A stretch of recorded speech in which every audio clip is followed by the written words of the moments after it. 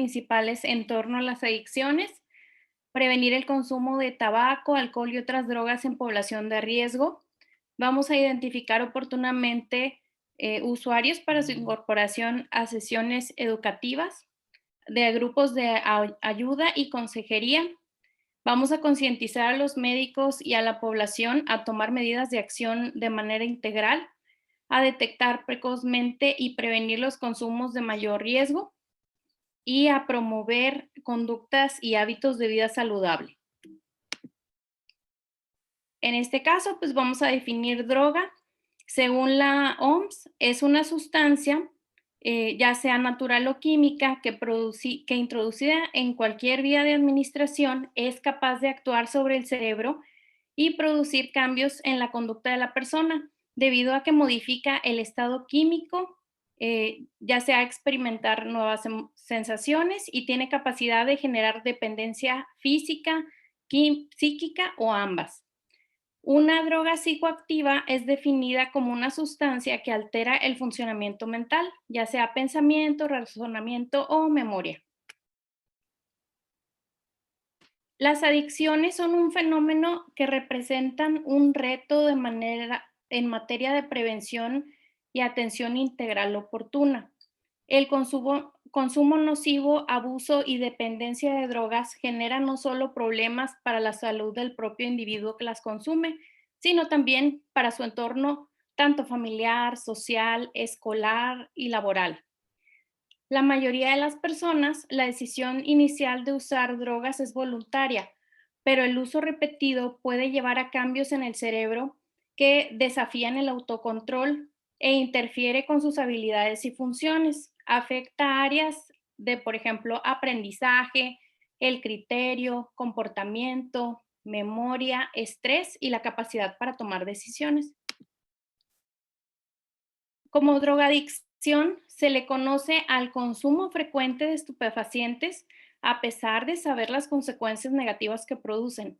Entre otras cosas, modifican el funcionamiento del cerebro y su estructura, provoca conductas peligrosas y existen dos tipos de adicción. Está la adicción física, donde el organismo no funciona con normalidad a menos de que se siga consumiendo la sustancia, o está la adicción psicológica, donde hay una necesidad de consumo y se manifiesta con pensamientos y emociones positivas hacia el consumo de la sustancia. En las unidades médicas del IMSS se otorgan cerca de 50,000 consultas por año relacionadas con adicciones, lo que representa un pequeño grupo de personas que buscan la ayuda médica. Y según un estudio que se hizo aquí en México entre 1994 y 2011, existen las drogas de inicio, que por lo general es el alcohol, la marihuana y el tabaco, y estas van a dar puerta a que se consuman otro tipo de drogas. Y hay ciertas drogas que son de impacto. Estas drogas de impacto, pues más que nada van a tener una repercusión tanto a la salud de la persona, económica o social, y estas son el alcohol, el cristal, la cocaína y la heroína, por ejemplo.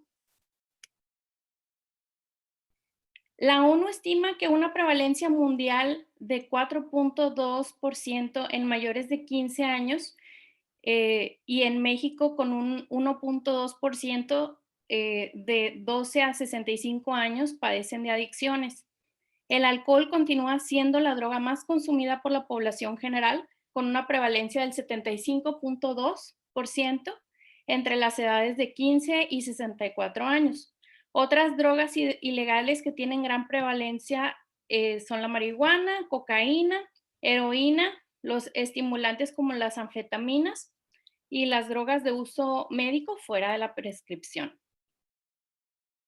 Según la Encuesta Nacional de Consumo de Drogas en Adolescentes, en edades primarias, los chicos de entre 10 y 12 años, el 33,3% ya han consumido alguna droga ilegal alguna vez en la vida. Y en edad secundaria de 13 a 15 años, 17,2% habían consumido alguna vez alguna droga ilegal en su vida. Las adicciones en la adolescencia es muy importante detectarlas debido a que este periodo de transición se cursa con estrés, ansiedad, búsqueda de nuevas emociones y tiene como factores de riesgo emociones negativas, presión de grupo, desintegración familiar, curiosidad, pobreza, falta de alternativas o percepción de desesperanza hacia el futuro.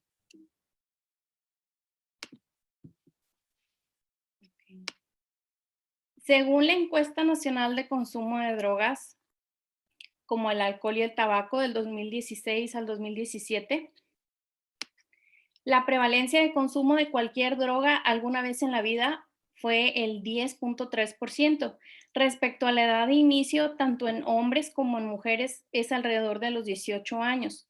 Y quienes habían desarrollado dependencia a cualquier droga correspondía a un 0.6% de la población. En el Centro Nacional para la Prevención y Control del VIH y el SIDA, en el año 2017 se estimaba que en México 6.305 personas se inyectaban drogas.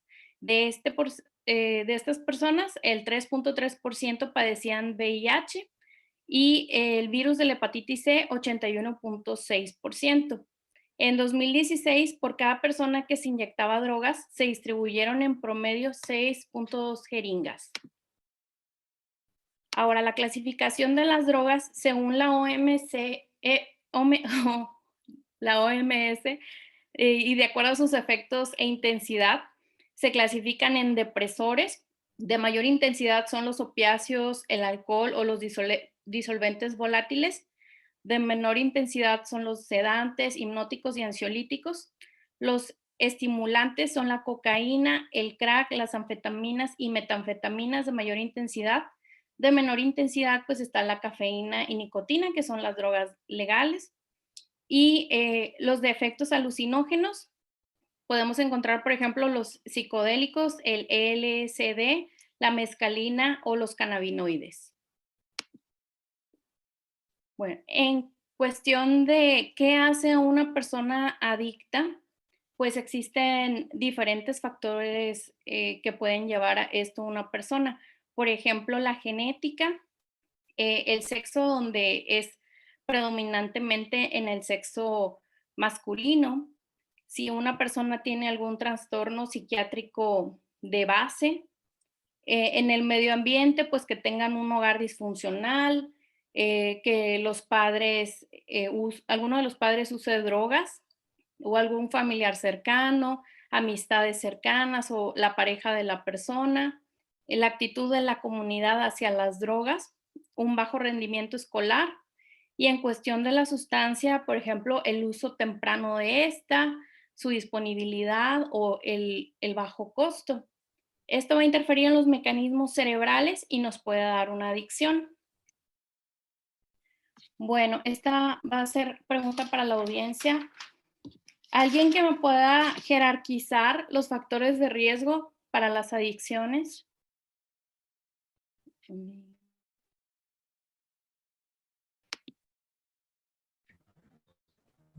Chicos, ¿alguien de los que está en línea? Pues yo te ayudo, Claudia. Ok, gracias. Bueno, de los factores de riesgo para adicciones, pues el bajo nivel socioeconómico, desintegración familiar, los grupos sociales en el cual se desenvuelve el paciente, o sea, las compañías que pueda llegar a tener el paciente. Pues sí, pues sí, esa es la disfunción familiar, el abuso infantil y todo eso que está mencionado aquí. Excelente, sí, o sea. Los compañeros consumidores, como mencionaba hace rato. Sí, tenemos, o sea, diferente tipo de líneas, como mencionas, Jiménez. La poca tolerancia, bueno, la tolerancia que hay, por ejemplo, de los padres hacia el uso de drogas, ya mencionaste el abuso, el consumo de las mujeres embarazadas, por decir, de drogas intravenosas o cualquier tipo de droga, pues va a afectar al producto, las relaciones sociales, en cuestión comunitaria, pues que haya normas que favorezcan el consumo de sustancias, como mencionamos, pues la poca tolerancia, la disponibilidad, la situación de pobreza y violencia en general, tanto comunitaria, escolar. Muy bien, muchas gracias, Jiménez. Bueno. Antes de que avances, Claudia. Uh-huh. Antes de que avances. R2, ¿cómo se jerarquizan los factores de riesgo? Mireya.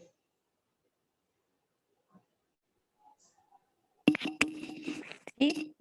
Bueno, nos habían dicho que podía ser que abarcara de acuerdo a su magnitud, Ajá. también a su vulnerabilidad y a su trascendencia.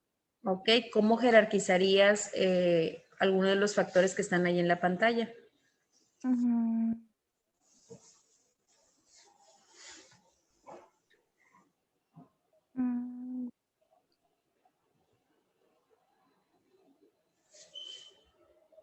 Pues la disfunción familiar, podríamos empezar por ahí para ver su entorno, porque para ver si tiene redes de apoyo. Uh-huh. y poder empezar a tratar la adicción de nuestro paciente. Primero checar eso, si tiene las redes de apoyo, pues para saber si podemos cambiar ese factor de riesgo que el paciente ya presenta. Ok, ¿y cómo se jerarquiza? Con la magnitud de alguien de los que está aquí presente, ¿cómo se jerarquiza la magnitud? ¿A qué se refiere con la magnitud de un factor de riesgo? Fer.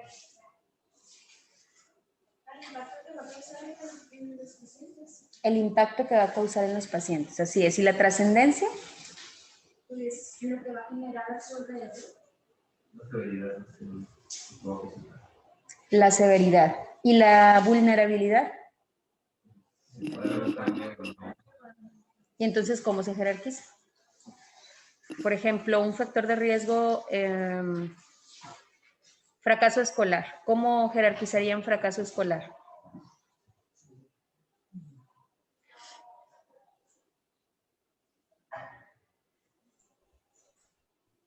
¿Los R3 no están conectados? Porque acuérdense, sobre todo R2 y R3, que ya, bueno, R3 que ya deben de estar trabajando o van a empezar a trabajar también con su estudio de salud familiar. Los factores de riesgo de un paciente tienen que todos los factores que identifican ustedes en la familia, factores de riesgo, los tienen que jerarquizar dentro del estudio de salud familiar, ponerlos en la tabla de jerarquización para darle prioridad. ¿Para qué nos va a servir jerarquizar un factor de riesgo? ¿Qué importancia tiene en un estudio de salud familiar o en una patología, por ejemplo, o en este problema como es las drogas, que nos causa problemáticas a nivel biológico, a nivel psicológico, a nivel social? Dentro del social, obviamente, principalmente, no solamente la familia, sino también el entorno donde se desenvuelve esa persona. Porque es importante jerarquizar los factores de riesgo. Doctora, Nancy. Porque nos puede ayudar a saber en qué aspecto el paciente necesita una atención más rápida o más oportuna, y ese factor de riesgo es el que se tiene que cambiar para que sea más pronto, porque podría tener consecuencias a corto plazo de prevenirlo y se podrían evitar. Así es, o sea, nosotros tenemos que ver el factor de riesgo y de acuerdo a la jerarquización le vamos a dar prioridades a estos factores de riesgo. Por ejemplo, para drogas, específicamente si estamos hablando de drogadicción en la familia, vamos a jerarquizar los factores de riesgo que tiene ese paciente y le vamos a dar prioridades. ¿De acuerdo a qué? Pues qué tan vulnerables, qué tanto puedo cambiarle yo a ese paciente, hasta cuánto está impactando dentro de su familia, de su entorno, de la escuela, del trabajo, de biológico. De acuerdo a ese cálculo que yo haga, es, ok, primero tengo que trabajar con este factor de riesgo, tengo que trabajar con este punto y a esto le puedo otorgar este tipo de intervenciones. Y de acuerdo a la jerarquización le vamos a ir dando prioridad y le vamos a establecer un tratamiento, un manejo, un seguimiento, ¿ok? Entonces, para el día de mañana me van a jerarquizar los factores de riesgo de un paciente con drogas, ¿ok? Los que están presentes y los que están en línea también. R3 no. Con ese, ¿vamos a utilizar los criterios de Hanlon, doctora? Vamos a vamos a jerarquizar los chicos que están en línea, los factores de riesgo que tenemos aquí, o si ustedes quieren agregar algún otro, factores de riesgo de un paciente con drogas, ¿ok? Vamos a jerarquizarlos y de acuerdo a la jerarquización, los R1 solamente lo van a jerarquizar. Los R2 me van a poner qué intervención o qué manejo le darían de acuerdo a la jerarquización que hicieron. ¿Ok? Tarea para el viernes, para que no estén tan estresados. Seguimos. Bueno, y así como existen factores de riesgo, también tenemos factores de protección. Entonces, una conducta agresiva, por ejemplo, se puede manejar con fomentar el autocontrol. Una falta de supervisión de los padres, lo revisaríamos con un monitoreo de los padres. El abuso de sustancias, pues mejorando la aptitud académica, disponibilidad de drogas, pues sería políticas antidrogas. Y en la situación de pobreza, pues que la persona tenga un fuerte apego a la propia comunidad. Bueno, la familia es un factor muy importante para prevenir estas conductas. Si alguien me puede dar un ejemplo del por qué es tan importante la familia.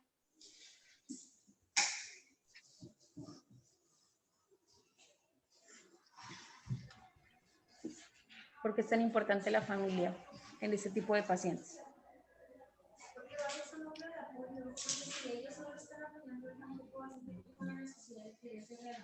La red de apoyo, es la principal red de apoyo de un paciente con drogas, así es.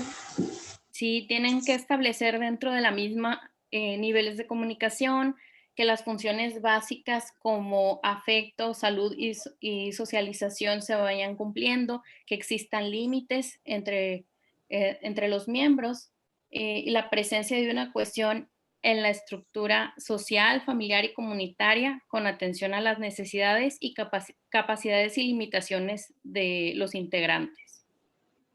Ahora, está comprobado que el uso de drogas y los trastornos mentales están muy relacionados. Existe una alta tasa de trastornos mentales entre los adolescentes jóvenes de 12 a 18 años que consumen sustancias o tienen un trastorno por uso de sustancias. Algunos ejemplos de los que me puedan incluir en estos trastornos.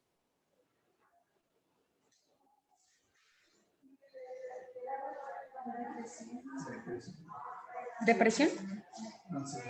¿Qué más? Esquizofrenia, muy bien. ¿Qué más?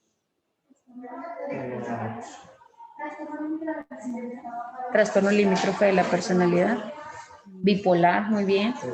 En la clase pasada también mencioné el trastorno por déficit de atención e hiperactividad que está relacionado con el uso de sustancias. Muy bien, muchas gracias. Y en estudios de jóvenes de 13 a 18 años con un trastorno mental, las tasas de trastorno de uso por sustancias concurrente osciló entre el 61 y el 88%. Bueno, y aquí tenemos un cuadro clínico. Si alguien me puede ayudar a leerlo, por favor. Yo te ayudo, Claudia. Ok, muchas gracias, May.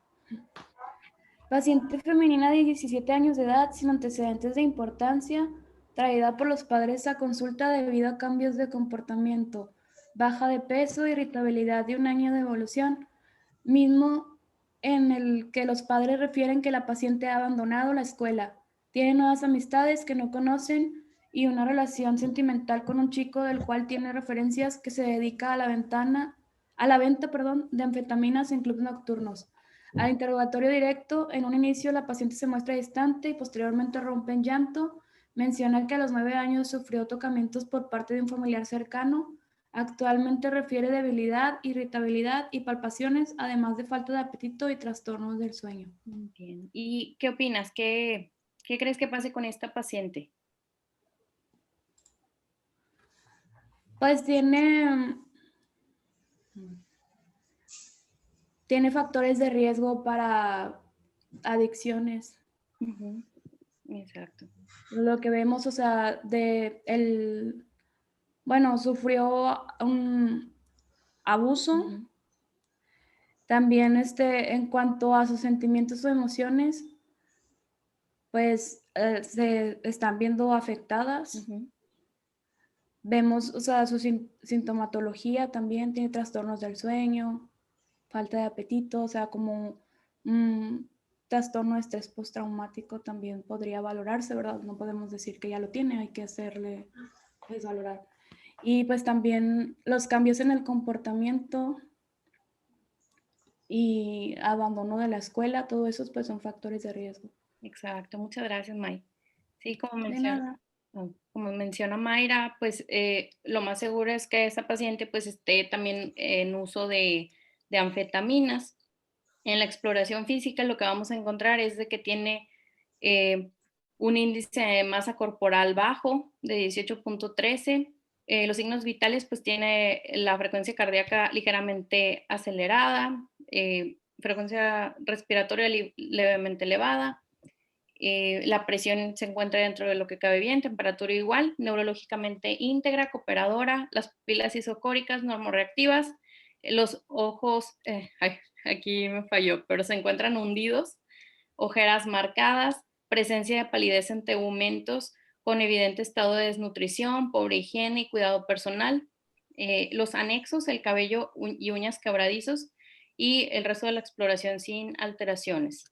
Entonces, las señales de alerta, también mencionó Mayra algunas de ellas, pues es de que al menos en esta paciente, pues tenemos irritabilidad y desarrollo a lo mejor algo de desarrollo de conducta agresiva, pereza o apatía en su persona, pues no tiene autocuidado, tiene somnolencia, no tiene somnolencia en este caso porque pues con uso de anfetaminas pues se mantiene despierta la mayor parte del tiempo. Pero en otras personas puede haber hiperactividad, la pronunciación que sea lenta o mala, ojos inyectados en sangre, pupilas dilatadas o puntiformes, desarrollo de malas prácticas como mentir o robar. Y entonces, ¿cuál sería el manejo en este caso? Pues primero que nada hay que darle consejería sobre el abuso de sustancias. El otro paso pues sería darle una referencia a los grupos de apoyo que tenemos, por ejemplo, en trabajo social. Hay que referirla a ella y a los padres a psicología dentro de la unidad y también hay que enviarla a una valoración por psiquiatría. Y en el primer nivel de atención, pues tenemos varias escalas de evaluación sobre el consumo de sustancias que podemos utilizar. En la guía de práctica clínica se mencionan 3 principalmente. La primera sería la escala POSIT, que se utiliza en adolescentes para evaluar el riesgo de uso o el abuso de sustancias y poder realizar las intervenciones oportunas. También tenemos la escala de Audit, que se utiliza para identificar a las personas adultas con abuso de alcohol e identificar los niveles de riesgo de consumo de alcohol también en adolescentes, que puede ir de los 10 a los 17 años. Como una tercera escala principal, pues tenemos la escala de ASSIST. Esta es la detección del uso, abuso y dependencia de sustancias psicoactivas en adultos. Bueno, y en cuestión de los criterios para el diagnóstico de un trastorno de sustancias, por consumo de sustancias, el DSM-5 nos muestra una lista de 11 reactivos donde si se cumplen 2 de los siguientes puntos en un plazo de 12 meses, entonces esta persona es muy probable que consuma sustancias. Los voy a leer así súper rápido. Consumo frecuente o en cantidades superiores. Existe deseo persistente o esfuerzos fracasados de abandonar o controlar el consumo. Se interviene mucho tiempo en actividades para conseguir la sustancia, consumirla o recuperarse de sus efectos.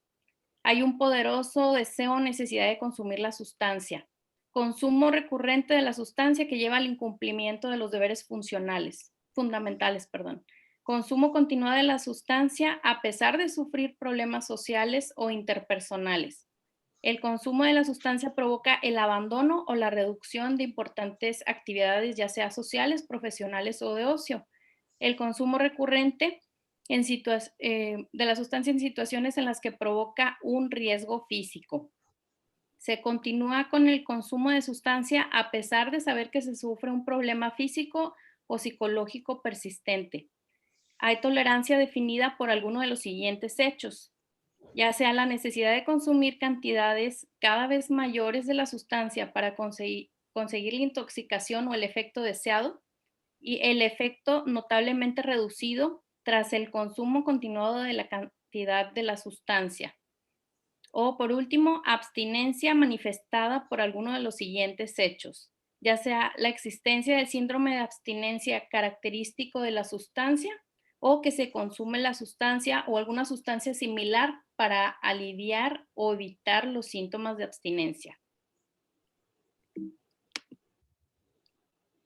Bueno, y de acuerdo a las APIs, o sea, acciones de prevención que se pueden hacer en adolescentes y adultos, ¿alguien me puede dar algunos ejemplos, por favor?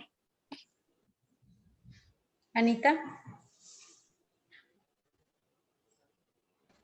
Sí, pues primeramente como prevención es la educación, tanto a los padres como por ejemplo el grupo de los adolescentes, pudiera ser con los grupos de autoayuda, consejería, pláticas informativas. Muy bien. Nieto. Prevención de violencia familiar. ¿Cómo harías la prevención de violencia familiar, Nieto? Igual con los grupos pues de ayuda, igual, bueno, primero hay que... Te escuchas muy bajito. Ahí va. Primero hay que detectar si existen factores de riesgo, por ejemplo, si identificamos factores de riesgo en el paciente o en la familia, ¿verdad? Al hacer, pues en el mismo interrogatorio de la historia clínica, ahí nos pudiésemos dar cuenta, y si detectamos, pues igual mandarlo a psicología. Ok. Igual ¿Alguien más? Pues igual también promover a las actividades deportivas, ¿verdad? Que puedan pues hacer que el paciente pues no caiga precisamente pues en adicciones. Muy bien. Excelente, Nieto. Seguimos, Clau. Sí, algo que mencionan las APIs, por ejemplo, vamos a tomar el ejemplo de adultos y sospechamos de consumo excesivo de alcohol, pues tenemos que darnos el tiempo de una intervención breve de 1 a 3 minutos, donde le vamos a preguntar a la persona directamente en la consulta si él bebe. Si es afirmativo, pues hay que orientarlo con enfermedades que puede causar el consumo de alcohol, además de los accidentes. Hay que identificar si esta persona tiene interés en dejar o modificar el consumo de bebidas, y si no es así, pues no se debe de insistir.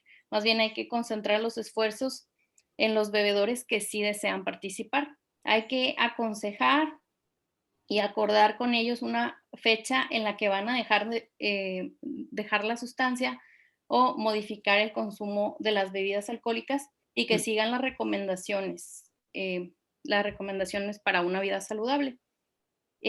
Además, okay. Antes de que R3, ¿qué intervención harían en una familia donde tienen un hijo adolescente que no tiene la intención de dejar de beber?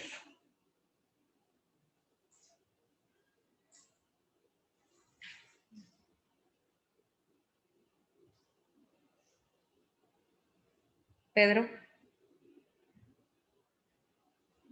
Ya nos dijo Claudia que no debemos de insistir al paciente, ¿verdad? Pero lo vamos a dejar así. Y ya cuando quiera dejar de tomar, que vengan a consultar y empezamos. ¿O qué le harías? ¿Qué harías en esa familia? Para empezar, podemos hacer terapia familiar en sí, para poder, pues también que él vea que los padres también están preocupados por él, que puedan ayudarlo, que lo entiendan, y ya poco a poco pues, tratar de conversarlo con el terapeuta y ellos para que puedan dejar eso. Terapia familiar. ¿Qué más? ¿Algo más que podamos hacer dentro de la consulta? Cari. que él es una familia con un bebedor adolescente que no quiere dejar de beber. Te vino por otra cosa y preguntaste y toma.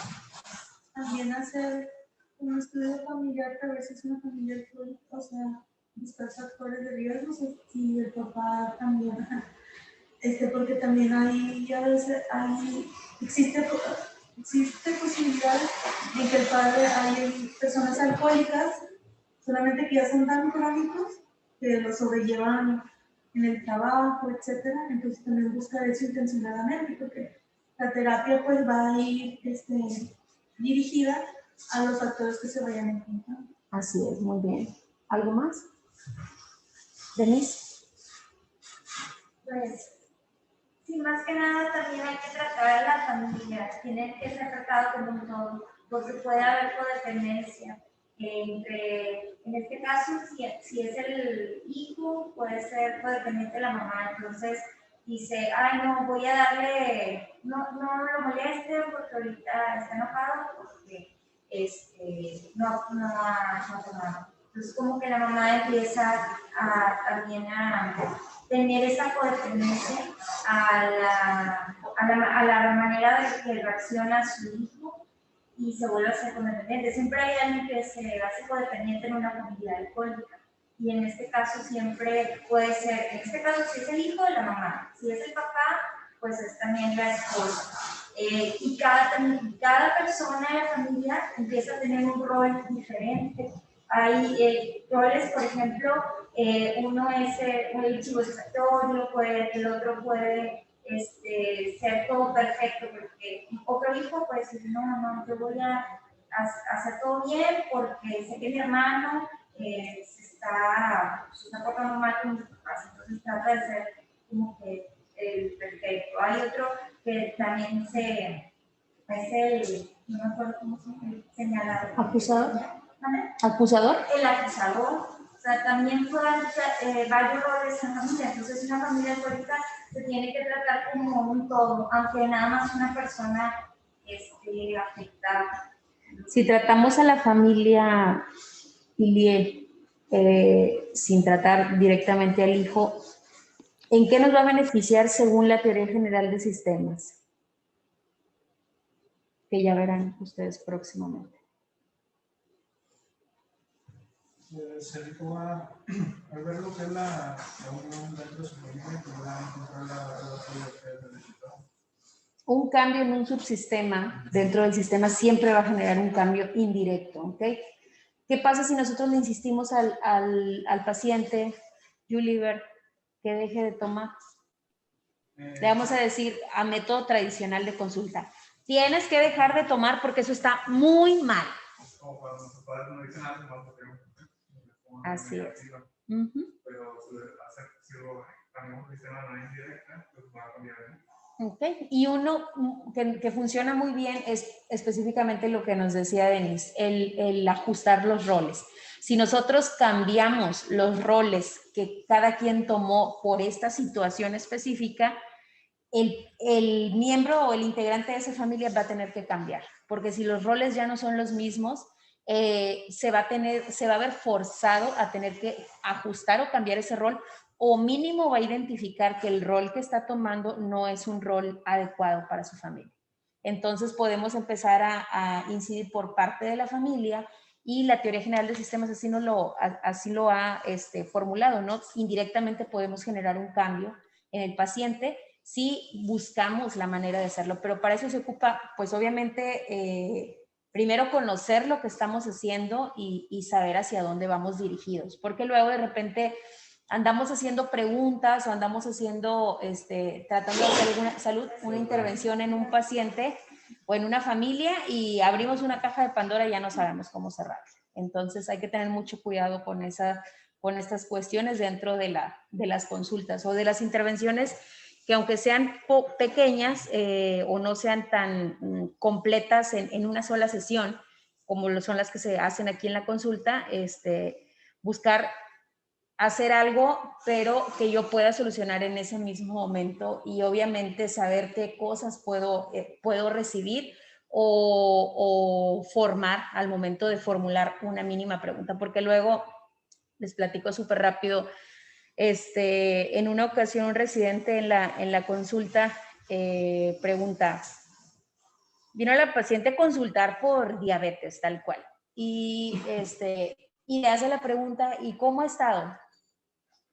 Una pregunta normal, y la paciente empezó llore y llore y llore, y él yo creo que ni siquiera lo preguntó porque la vio mal, o sea, fue una pregunta abierta, una pregunta muy común, pero la paciente pues traía todo su contexto, su problemática en ese momento, ¿no? Entonces empezó a llorar, a llorar, a llorar, le empezó a platicar problemáticas en su familia.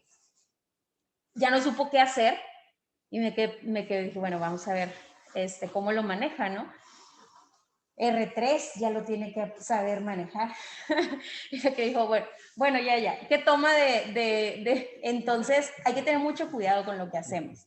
Hay que tener mucho cuidado porque cómo nos dirigimos al paciente, qué es lo que vamos a hacer, porque si no conocemos el contexto, la problemática. Por eso, ese punto que está a nuestro favor como médicos familiares es que generalmente el paciente que vemos, pues ya lo conocemos de consultas previas y poco a poco en las consultas vamos integrando más, conociendo su familia, preguntándole cómo se sintió. Ay, ¿a poco entró a este curso? Y en la siguiente, ¿cómo le fue en el curso? A ver, platique. Entonces van conociendo el contexto de la paciente y eso nos permite a nosotros como herramientas poder trabajar este tipo de situaciones. Conocemos las fortalezas del paciente, conocemos las áreas de oportunidad y podemos intervenir adecuadamente, ¿ok? Y no andar diciendo, bueno, ya, dígame qué toma para la diabetes. Entonces, tenemos que tener mucho cuidado con eso y conocer lo que vamos a hacer antes de hacerlo, ¿verdad? Ya la experiencia, pues bueno, la vamos a ir tomando en el camino. ¿Seguimos, Clau? Sí, claro. Nada más como último comentario de eso, doctora.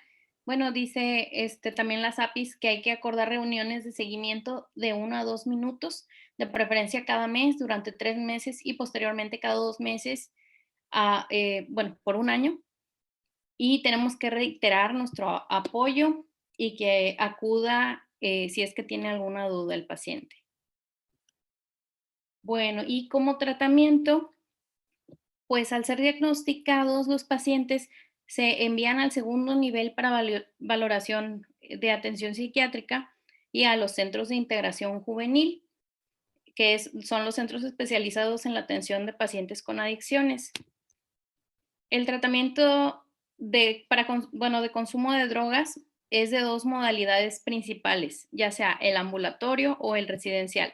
Por un lado, la modalidad ambulatoria a nivel nacional dispone de 340 unidades de los Centros de Atención Primaria de las Adicciones, CAPA, o 104 unidades de consulta externa de los Centros de Integración Juvenil.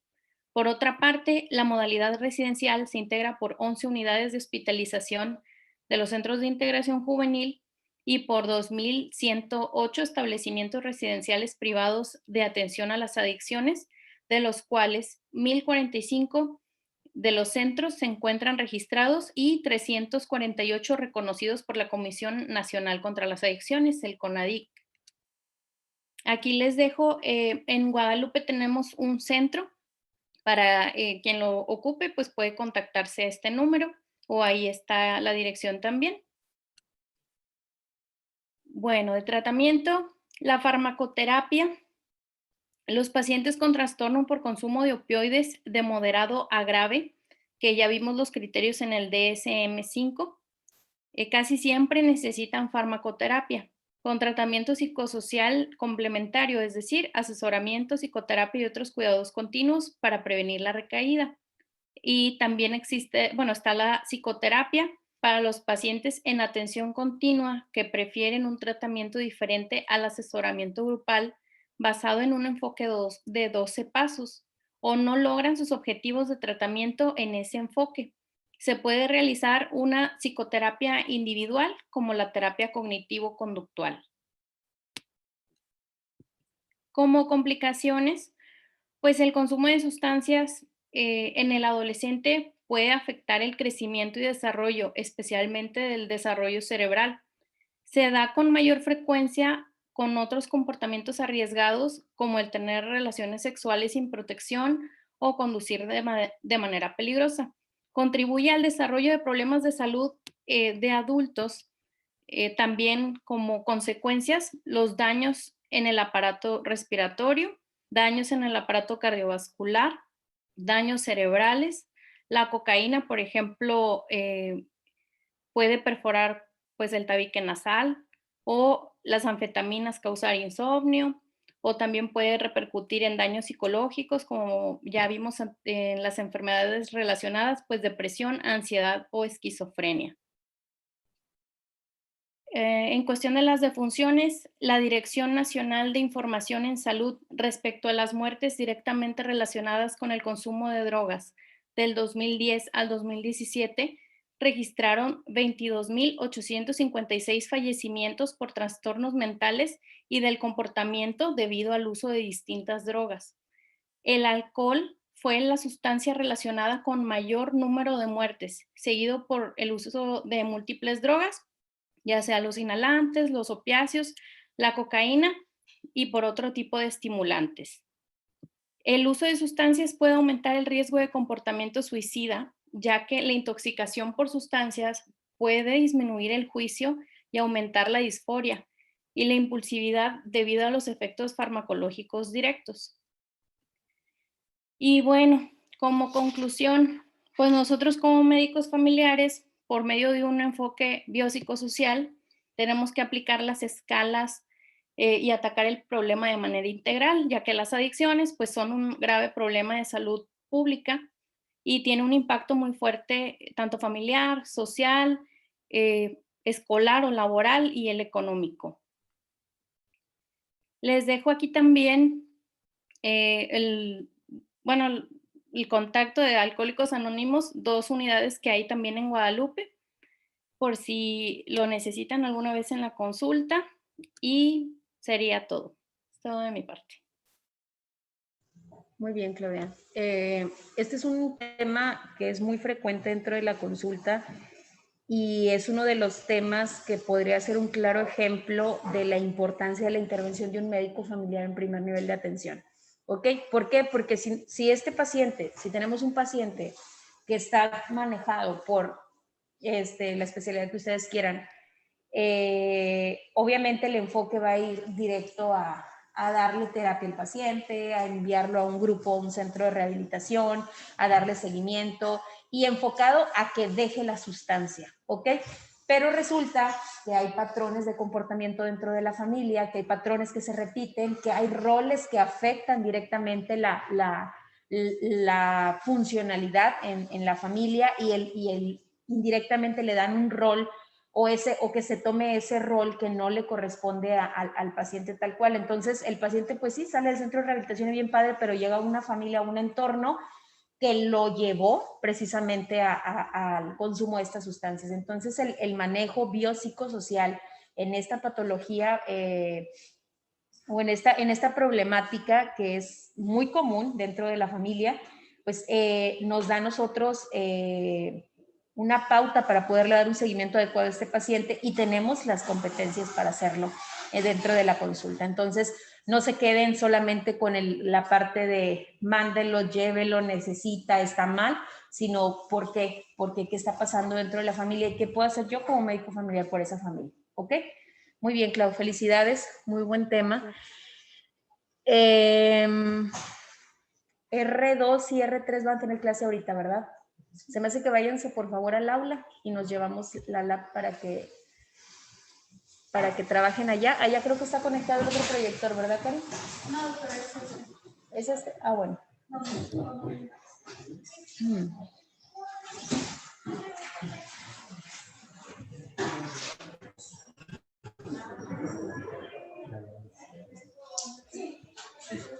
Muy bien, chicos. Bueno, sería todo por lo pronto.